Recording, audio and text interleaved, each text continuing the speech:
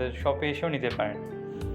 তো যারা আমাদের চ্যানেলটিকে এখনও সাবস্ক্রাইব করেনি অবশ্যই সাবস্ক্রাইব করে বেল আইকনে ক্লিক করে রাখবেন, কারণ আমরা সবসময় নিত্য নতুন প্রোডাক্টের আপডেট দিয়ে থাকি আমাদের ইউটিউব চ্যানেলে।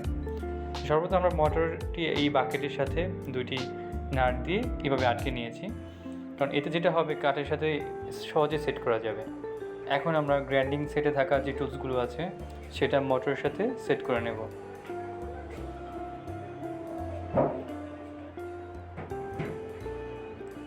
এই জন্য আমাদেরকে গ্রাইন্ডিং সেটের যেই